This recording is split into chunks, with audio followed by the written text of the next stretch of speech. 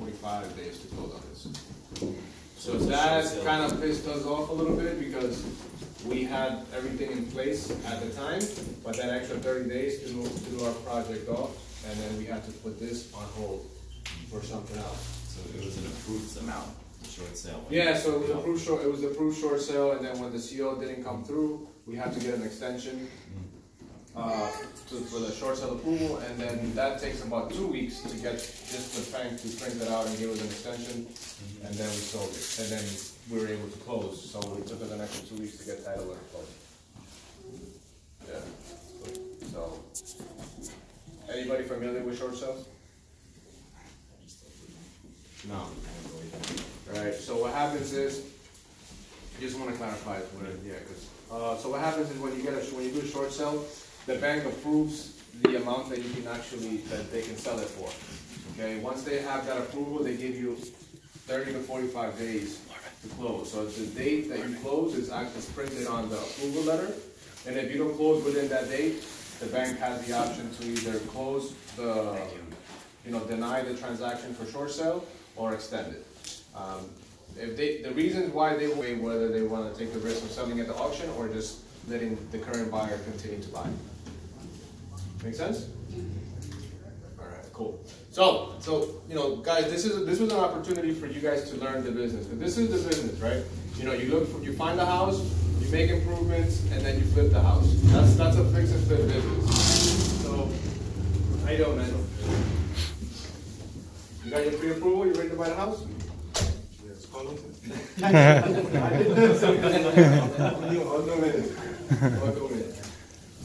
Just get his name, Carlos, and I will read him. Check with him later. So at the end of the day, guys, when you're out there going to the business on your own, you're not going to have a whole bunch of people around you telling you what everything in the house that needs to be repaired, right? So if you're going to be in this fix and flip business or in a wholesale business or a buy and hold business, in real estate investing business, you need to determine what the house needs to be improved on to be able to make money, right? Because you're not making money unless you're improving the property and building, creating the equity for somebody else to buy. Does that make sense? So we don't have any exterior pictures or previous pictures of the house, but I just want to get your feedback on what you guys thought that we did in this house.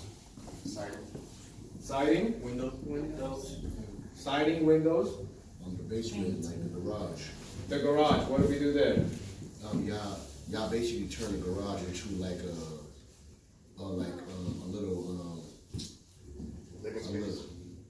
little mini studio or mini apartment. Mini apartment? Yeah. What else? So siding, windows, basement. The electrical panels.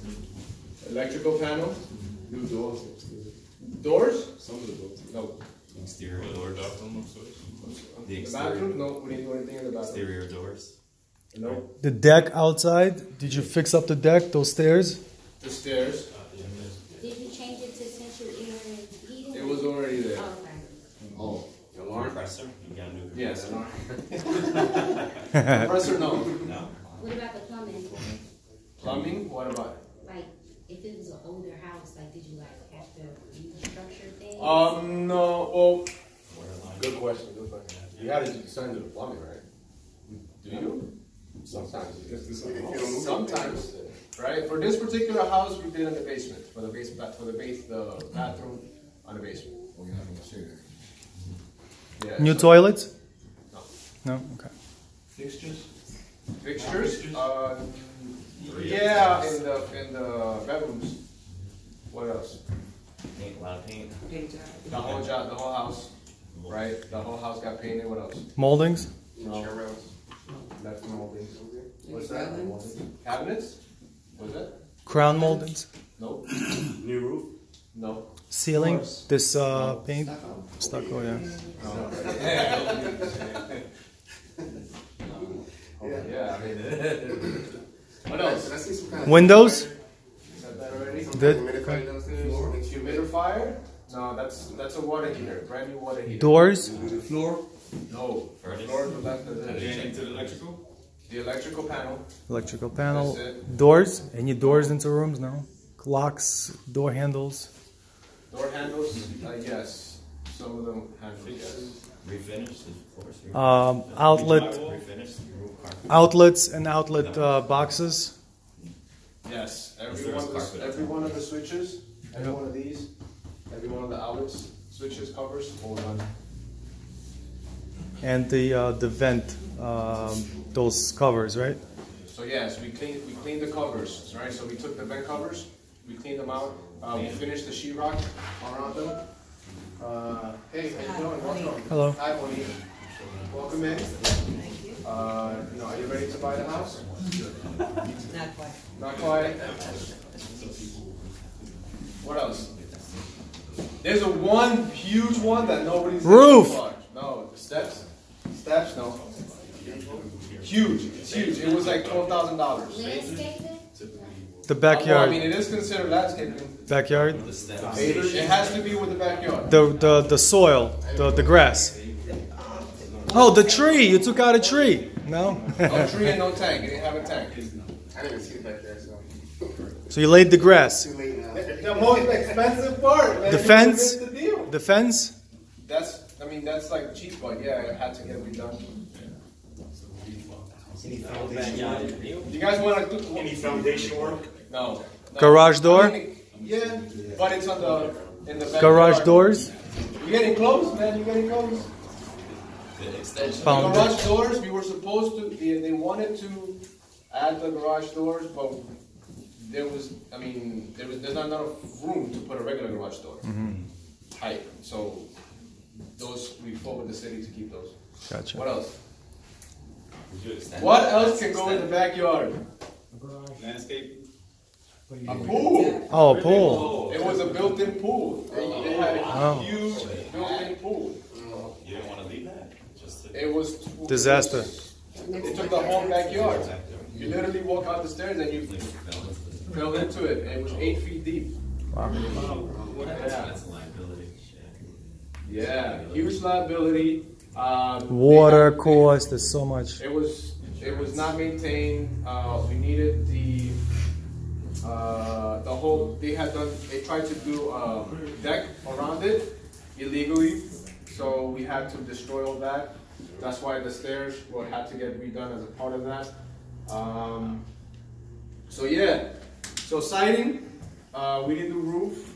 We did the pool. We covered it up, so we had to. The pool had a steel liner. Okay, concrete all around it. So we had to destroy the concrete. We had to take out the steel liner, and we had to put about 25 tons of dirt to fill in the hole. Okay. How much did that cost? About $12,000. Yeah, about $12,000. And you know why? Because there's no access to the backyard, except from this little hallway that you guys saw on the side. So they had to use a wheelbarrow. We were doing wheelbarrows, and that took forever. It was not cost effective, so we had to wind up renting a conveyor belt.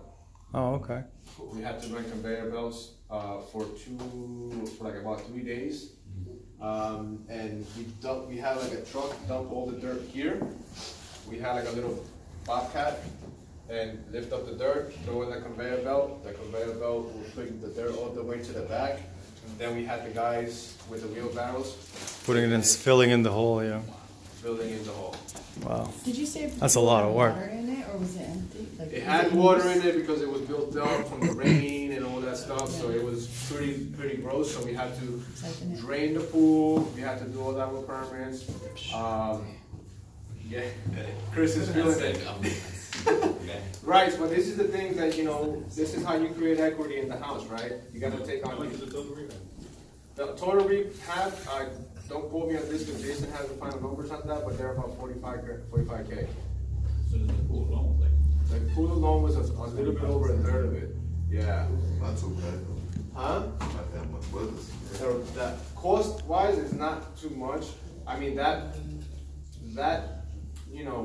we were expecting about $5 or $6 grand for that, because what we wanted to do was if you guys notice on the side of the house, the fence there is a fence, and also there's a garage driveway for the neighbors next door, but they didn't cooperate in allowing us to use that to just dump the dirt from there. So we had to be creative and resourceful to be able to overcome that. We had no contractor wanted to take on the job, right? They were charging exuberant amount of money to get that done. So we got our guys to come and do that. It took them about a week to finish up the whole, like just the backyard. And you know, if I can.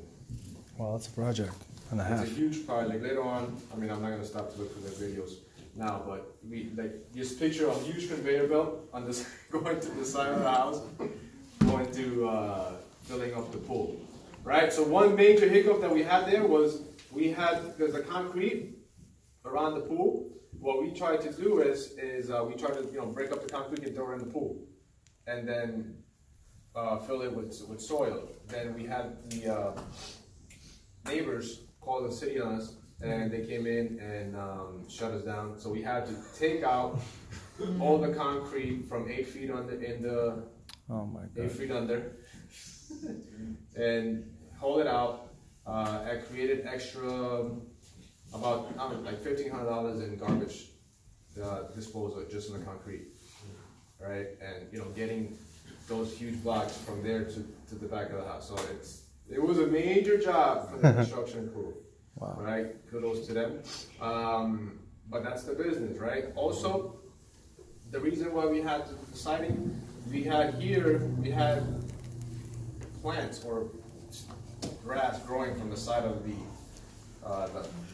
house. So the whole house was covered with like vines or whatever it was. It turned out to be poison ivy. Wow.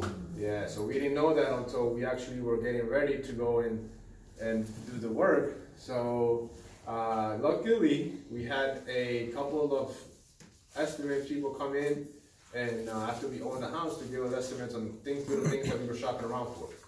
And one of the guys was like, dude, this is poison ivy. We're like, what? So luckily we were able to figure that out before we started getting, before we got into doing the job, right? And then, we took the proper precautions for the guys to be able to get that out. But it was running from the whole house, from top to bottom, through the windows, all that. Wow. Everything was covered. The house looked like that, right? The inside of the house was not bad. I mean, they had a dog, and I guess this is short, so they got pissed off, and then they let the dog pee all over the house. Nice. Like before they moved out, so it stunk, How much did it cost to fix up the exterior of the house? The exterior of the house, again, don't quote me on that. It was, but Rough. It's about $7,000. Okay. $7,000 it took us. So guys, the Two people behind you. The benefit, so to speak. Welcome. Thank you. Welcome. Your name? Good morning, Lomax. Lomax. Yeah. Dr. Shakur, welcome. You guys ready to buy the house? No? You want to look first? You gotta look first? No, there's no looking. Window shopper. No Stuff. looking. You guys go ahead. Come on in. Good Right? morning. So that was the deal with this property, but it was about $7,000, right? The reason why our construction crew, pretty much, we have a pretty good team, and they can handle just about anything that we've been able to throw at them. Including, hauling loads of concrete and filling up dirt and siding and poison ivy and all these other things, right? So that's a huge part of this business, that you guys need to have a construction crew in place that can handle whatever you throw at them. How long did it take to complete the rehab? The actual rehab for this house took about a month. And the pool was about a week to a week and a half of it, right? The basement, what we did was that they had a room, a bedroom down there, with a wall. So we had to knock down the wall and turn it into a open space because the city wanted a garage, So the way it was not a garage, it was a bedroom. So we had to knock down the wall and let it look like a garage. The good thing about it is negotiations with the city and becoming friendly with inspectors. It's a really big, good asset. You know, people skills and people skills can take you a long way in this business. You know, whether you're dealing with sellers, or you're dealing with buyers, or you're dealing with the city in particular. So what was the agreement that you guys came to with the garage? Well, they allowed us to keep pretty much the whole walls. Like they didn't make us knock everything down except for that one wall, right? Another thing is that they wanted to certify that there was 5/8 sheetrock to make it fire resistant and all these other things. I mean the thickness of it? Also, what's that? The thickness of it? 5/8? 5/8 sheetrock on the ceiling, yeah. Also, the lights are not fireproof, so each one of those are about $300-400, right? So we need to switch those with the electrical permit, and all that other things. It was just the cost of the project continues to rise. Okay, so we have for this deal, we have an estimate about $65K renovations for everything. That was our estimate. All right, and that included the brand new kitchen and the HVAC system, right? But we decided not to do the HVAC system, and we decided not to do the kitchen, right? Because we wanted to test the market. Okay, we wanted to test the market and see what would happen, right? So we had another project in Newark that we were on the contract, and there was constant things coming up with that we had to take our construction crew and put them over there to finish that up. Also, we have another project in Elizabeth, so it was like this house stood doing nothing for about a month and a half while we were negotiating with the city, while we were getting estimates, while we were getting all these other things getting ready to come in here, because you know the scope of work that you have for a project, it needs to be on point. If you don't know what you're going to do before you go and do it, the project is going to be a nightmare, and then you're just going to be losing money. What is your monthly holding cost here? For this here, it's about $2,600. It's about $3,000. Okay. So about $3,000 for this house. And then what was the strategy? Oh, you did a short sale, right? Well, so guys, the way we found this house was like anybody can do this. Like, you know, I was working with one of my friends to buy a house in the area. So for 3 months, we were scouting this area for single-family houses. So every single-family house that went up in the market, that went on the contract, that went for sale, when I sold for 3 months, I knew about it. I knew which ones, I knew what the price was, what they looked like, what dimensions they had, the square footage, garage, no garage, and what were they selling for? Rehab, not rehab, what they needed to get rehab, and et cetera, et cetera, et cetera. Right? So I pretty much knew off the top that as soon as something came up in the market, I knew what it was a good deal, it was not a good deal. Right? So step number one is knowing the market, hands down. Because if you're not an expert in what's happening in that market, your business is not going to work. Right? So this house, I came into this house and it was an open house for a short sale because it was the lowest priced house on the market in Belleville at the time. And there was a crowd like this of home buyers, right, with pre-approvals, ready to buy the house. Okay, and there was a realtor right there in the middle. I mean, obviously there was filled with their property stuff. There was a realtor right there in the middle, and I came in, you know, similar to you guys, coming to the property tour. I came in, and you know, I went to the house, and I already knew everything that needed to be done, right? The windows, the siding, the kitchen, the HVAC. We changed the water heater. I mean, the pool, that was a big question mark, but I already had it in my mind that we had to get rid of that. Because anybody with kids is not going to want to live here, right? Anyone with kids is not going to want to live there because it's a hazard, right? I got kids, so that's the first thing I thought about. And basement, I knew that was a leak. So I knew, I came in here, within 10-15 minutes, I knew we needed about $60,000 to $70,000 in renovations. I already knew that the price was $180. So if I'm into it for $250, the house is going to sell for about $325, and I knew we had a $50,000 spread.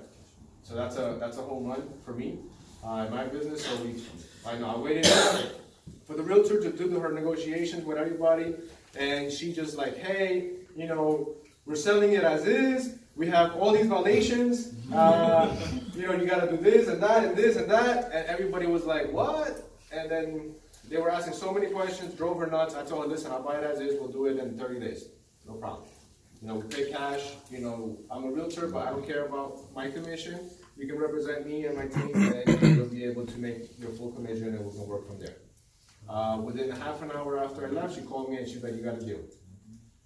You know, so it was people skills and negotiations, and your ability to you know, to relate to them that, you know, you can close and get the deal done is going to take you a long way. So you have to have confidence in yourself and in your abilities to make it happen, right? Because if I would have been there asking her a bunch of questions like everybody else, I would have been in the same place. So I stood out because, I made my pitch. I told her, listen, we're going to take this off your hands. I know you're pressed for time. You need to close in a couple of weeks. I'll be able to do it. Here's my approval, right? Here's my proof of funds. You can go ahead and make the contract. I'll have it signed today, and we'll get this into attorney review tomorrow. So you went out and you got a pre-approval for this property prior to coming to the property? No, we have them. Okay. We have them. So we just, I just emailed it to her. I told her I have it, I'll show it to you. But this house was listed on the MLS. It came up active on the MLS. I called the realtor. She was kind of rude when I spoke to her, but she was like, just come to the house on Sunday. I was like, okay, cool. I went to the house. I came and I got into that situation. We got the contract. She failed to get the CO in time, okay, and delayed the closing for us.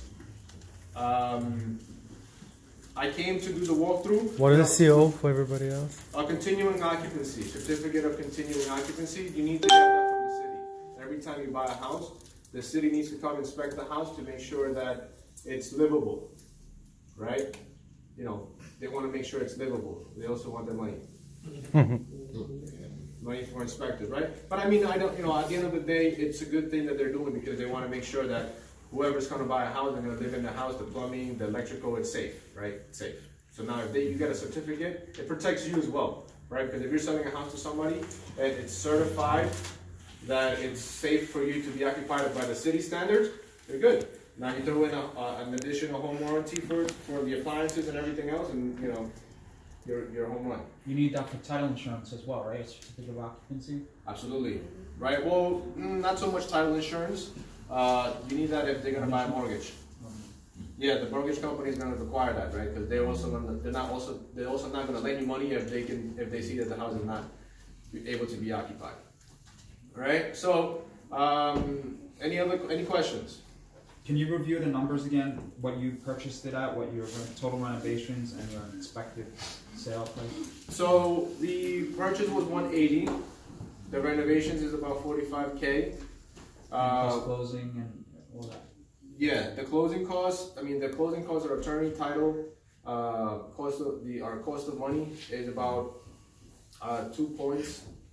Our monthly expenses are about 3,000. Right, so all in all, we're into the house for about 240, 250 right now, 245, something like that. Go ahead, man. Yeah, what's the mortgage on this property?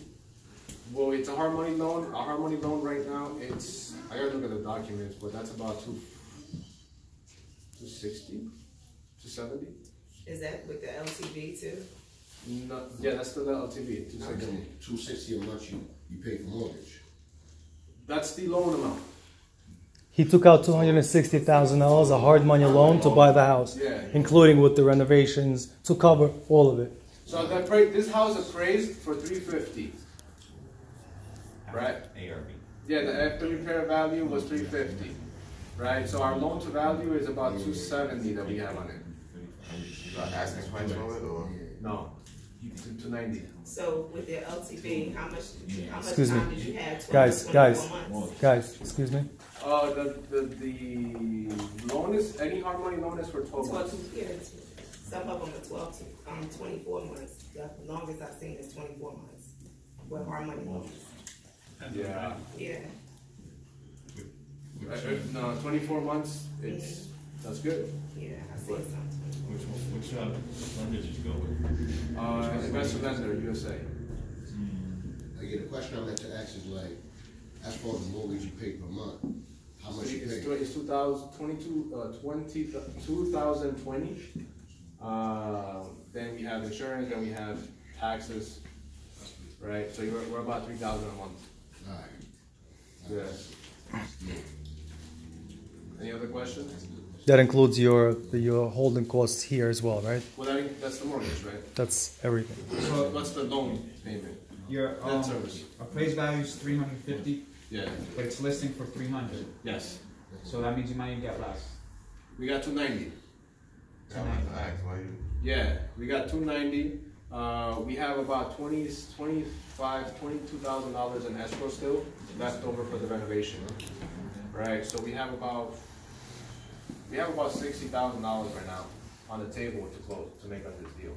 Right? The reason why the reason we made a decision on this house to not do the kitchen, to not do the furnace, and all those extra things, because it's gonna take us an extra month to fix this house, to get it back on the market, and to sell it.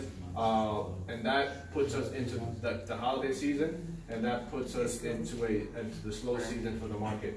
So, you know, we decided to put it up on the market as soon as possible, so that way we can turn over the money. Time is money. Time is money in this business. So now, you just think about it, right? Now we're spending every month, $3,000. Even if we're gonna renovate it. So if and to finish those things, it's gonna cost us $25,000, $22,000 to $25,000 to do the kitchen and the HVAC. And then also we add an extra harmony payment. That's $3,000. That's $28,000. Then that delays us another extra month to get the offer and contract and everything else. So we have to add an extra $3,000 for that. $31,000. So now that puts us into about $30,000 easily, just to be able to fix the kitchen and the units, right? So it's like, instead of getting 300, yeah, we can fix that. We can put it for 330. I mean, we could put it for 335. We're just trading money.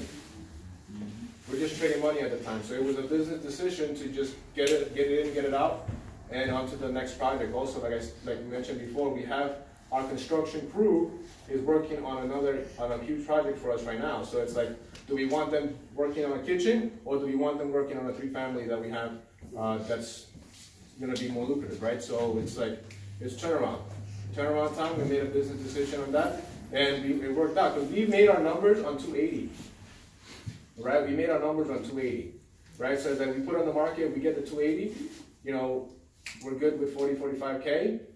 Let's go on to the next one, right? So as a matter of fact, we're actually making a little bit more money on that, and it's kind of not good. The appraisal process, who ordered the appraisal and when? We did. When did you get it from the process? When do we get the appraisal? Before we get the loan. Before we buy it. Yeah, before we buy it. It takes us about a week to get like from we got into the contract. It takes us about a week to do our due diligence and close.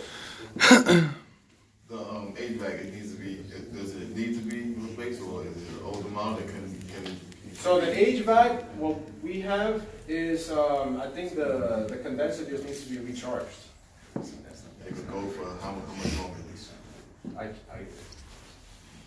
I'm nobody gonna give you that, like estimate on that. It's just gonna go, right? It's an older system, so we don't know what's gonna happen with that. You say you had this on the contract already? It's on the contract for $290. How much does the rent go for this kind of home in this neighborhood? To be honest with you, I have no idea.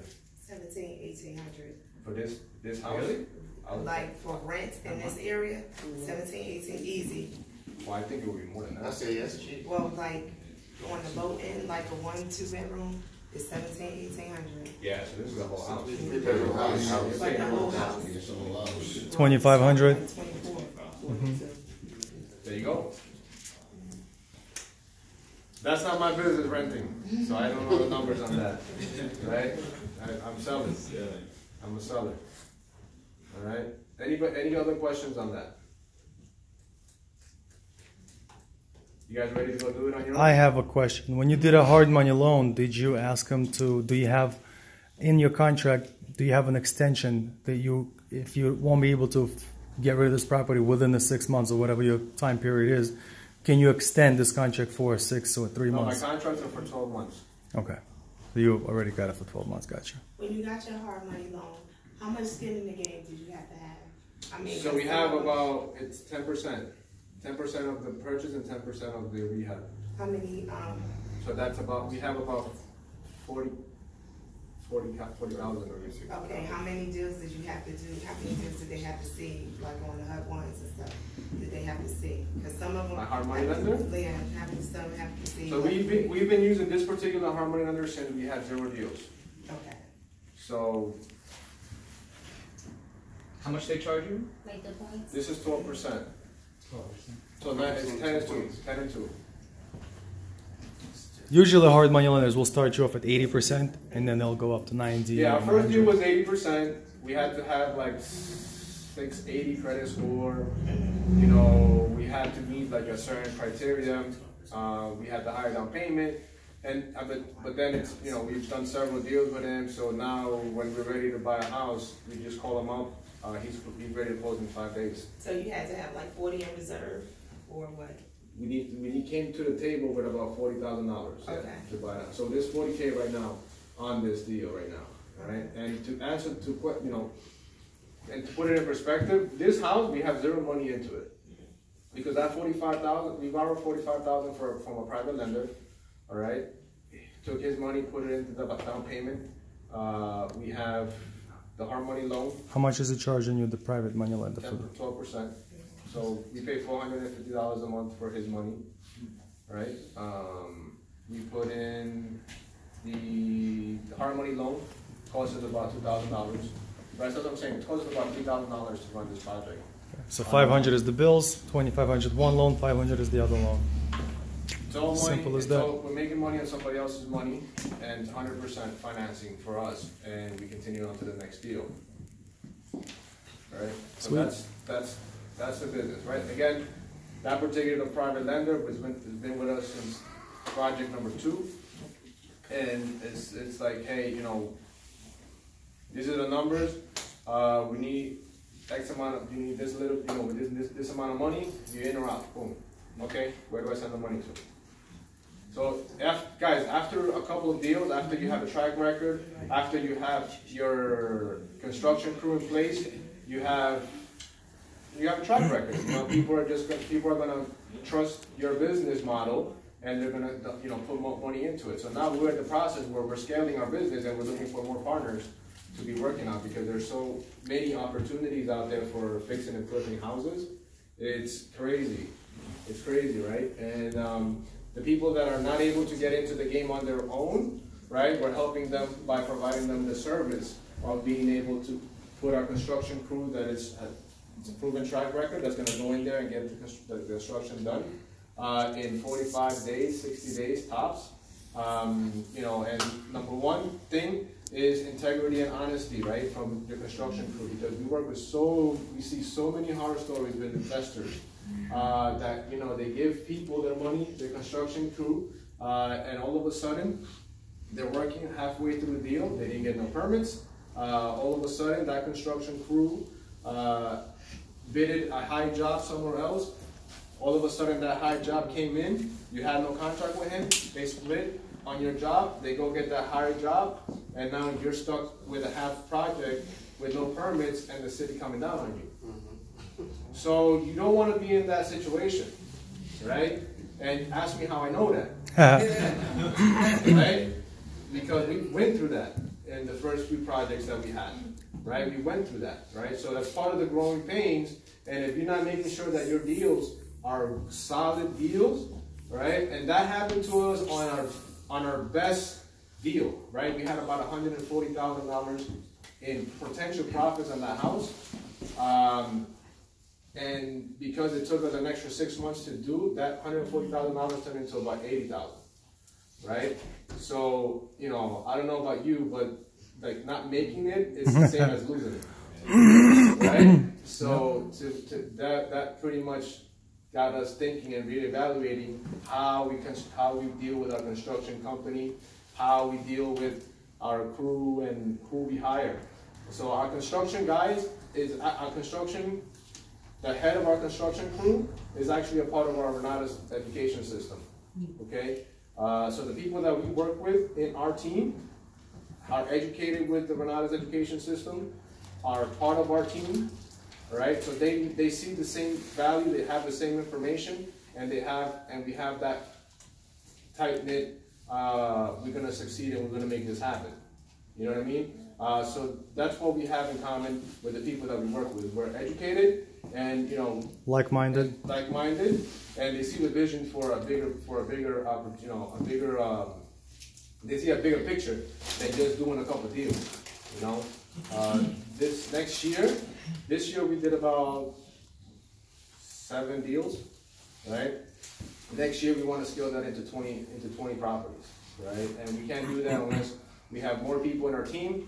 We have more private lenders. We have more people going out there looking for properties. Guys, that's $1 million business, right? That's a $1 million business, and it only goes from there. And that can be done in one county, right? There's multiple counties in New Jersey, right in this surrounding area. So if you guys are here because you're looking to learn how to invest in real estate, and you're looking for like-minded individuals to network with and grow and hold your hand through the process, this is it, right? We're not going nowhere, right? Luckily for you guys that you guys are here, you have this support now, right? When we started this business about 5 years ago, it was our community, some of the guys that are with us today, and it was myself and my business partner. It was 2 people. We started this business, right? And it took us 2 years to commit to what we were gonna do. I was just working for a corporate job. Was not happy. Was working 60, 80 hours a week on my part-time business, as a cell phone and repair computer guy. So full-time job as an engineer, part-time job fixing cell phone and computers, and I knew I wanted to be a millionaire, successful. I wanted to spend time with my kids, right? So I have 3 kids right now. I get to spend time with them. Why? Because this business provides us enough money so that way I don't have to go to work, right? I don't work a traditional job. I still work and put in my hours to make these things happen, because these things take time. But my construction crew handles a lot of it, right? My business partner handles a lot of it. So that's 2/3 of my time.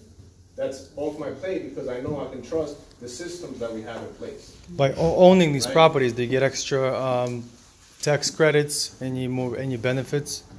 This house? Just by owning properties, do you get extra? Well, this is not a rental. This is a fix. So this counts as This is Oh, well, you're flipping it, right. I want to bring up. This would be ordinary income for us. Yeah. Fire construction firm. They're part of our team. They're part of our Bernardo's team. But they wasn't at the beginning, right? So it was a friend. It was my business partner.